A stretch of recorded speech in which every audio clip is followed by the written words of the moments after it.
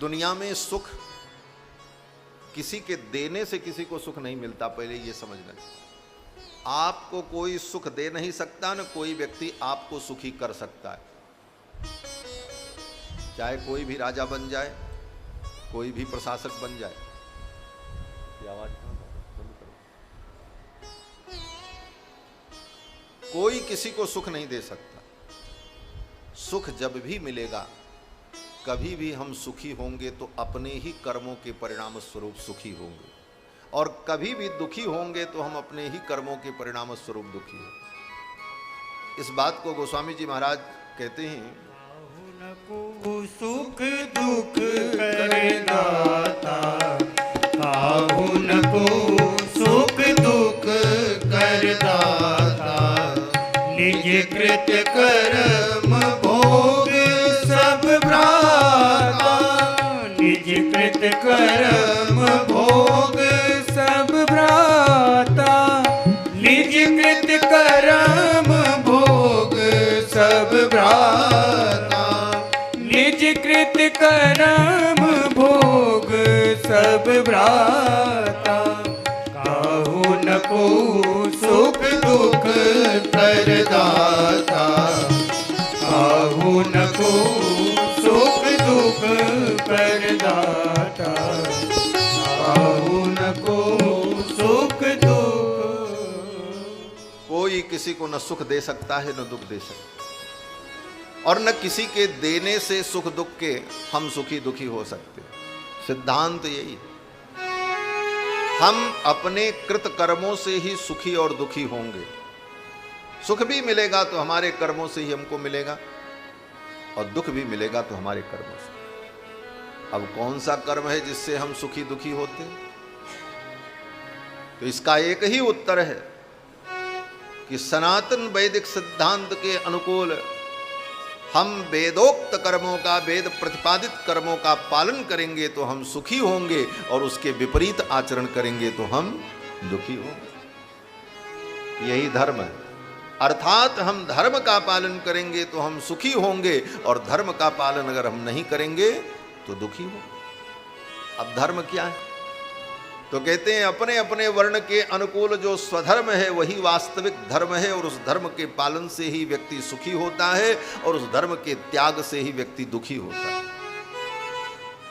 राम जी ने इस सूत्र को समझा, पर ब्रह्म परमात्मा है, उन्होंने इसका चिंतन किया, और भगवान श्री राम ने विचार किया प्राणी अपने अपने धर्म का पालन करे तो वो स्वतः सुखी हो जाएगा, उसको किसी से सुख की कोई अपेक्षा नहीं। तो हर व्यक्ति अपने धर्म का पालन कब करेगा? बोले पहले उसको अपने धर्म का बोध हो, अपने धर्म को वो जाने। तो राम जी ने 11,000 वर्ष तक केवल एक काम किया है, अपनी प्रजा को सदा धर्म का उपदेश करते रहे राम जी। व्याख्यांतम भरतादिभि परिवृतम रामम भजे श्यामलम। राम जी ने प्रजा के लोगों को सदा धर्म का उपदेश किया, और उस धर्म के उपदेश को सुनकर लोग अपने अपने धर्म में लगे रहे, और जो अपने धर्म में लगने को तैयार नहीं हुआ, राम जी ने उसे दंड देकर उसके धर्म में उसको लगाया। पहले समझा करके तुम धर्म का पालन करो, और जो समझने को तैयार नहीं उसका शासन करके उसको धर्म में प्रवृत्त किया, और अपने अपने धर्म में लोग प्रवृत्त हुए और सुख का अनुभव करते। चातुर्वर्ण्यम च लोकेस्मिन् स्वे स्वे धर्मे निवोक्षति। चारों वर्णों के लोगों को उनके उनके धर्म में राम जी ने लगाया, केवल यही एक काम किया। यही राम राज्य का मूल मंत्र है। वर्णाश्रम धर्म का पालन, यही सुख और शांति का मूल है, यही वैदिक सिद्धांत है। और राम जी ने 11,000 वर्ष तक यही किया। और आज के राम भक्त क्या कहते हैं?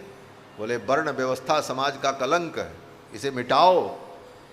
इसको मिटा करके धर्म की स्थापना चाहिए, कदापि नहीं हो सकता। राम जी ने 11,000 वर्ष तक यही किया। चातुर्वर्ण्यम च लोकेस्मिन् स्वे स्वे धर्मे निवोक्षते। और उनके उन लोगों को उनके उनके धर्म में लगाया, और उसका परिणाम बोले सभी लोग सुखी हुए और सभी आनंदित हुए। 10 वर्ष सहस्राणि 10 वर्ष शतानि च। रामो राज्यमुपासित्वा ब्रह्मलोकम प्रयास्यति। 11,000 वर्ष तक राम जी ने अपने राज्य की उपासना की। रामो राज्यमुपासित्वा ब्रह्मलोकम प्रयास्यति। नारद जी कहते हैं 11,000 वर्ष तक राम जी अपने राज्य की उपासना करेंगे और तब निज धाम पधारेंगे। तो राम जी ने जो राज्य किया है, अपनी प्रजा पर राम जी ने शासन नहीं किया, अपितु राम जी ने अपनी प्रजा की उपासना की। रामो राज्यम उपासित्वा। और उपासना किसकी होती? बोले उपास्य की, इष्ट की। और इष्ट कौन? बोले इष्ट के प्रति श्रद्धा हो तब आप उसकी उपासना करोगे। इसलिए राम जी ने अपनी जनता को अपना सेवक नहीं माना।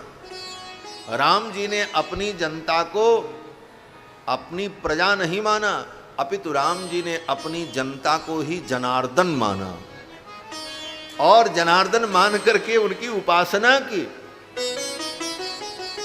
तभी से ये वाक्य संसार में प्रचलित हुआ, जनता जनार्दन, जनता जनार्दन। लोग कहते महाराज जनता जनार्दन है। अरे बोले जनता जनार्दन कहने से थोड़ी काम चले। जनता में जनार्दन के स्वरूप को जिस दिन देखोगे तब ये भाव पुष्ट हो। राम जी ने अपनी जनता को ही जनार्दन समझा और इसीलिए राज्य की उपासना की। रामो राज्यम उपासित्वा ब्रह्मलोकम प्रयास्यति। और अपनी प्रजा के सुख के लिए, प्रजा के लिए उन्होंने स्वयं दुख सहन किया। अपनी पवित्र पत्नी सीता का भी परित्याग कर दिया। सारी कथाएं आपको मालूम। तो राम राज्य का जो वैशिष्ट्य है, जो विशेषता है, देवर्षि नारद ने बताई और फिर अंत में इस कथा का महत्व बताते हैं। ये रामचरित्र क्या है? कहते हैं ये रामचरित्र वेद का स्वरूप है, वेद के समान है, वेद समतुल्य है। इदं पवित्रम पापग्नम पुण्यम वेदैश्च सम्मितम। ये रामायण क्या है? बोले पुण्यम वेदैश्च सम्मितम। ये वेद के समान है, वेदावतार है। और जो इसे पढ़ता है, सुनता है, उसके सारे पाप नष्ट हो जाते।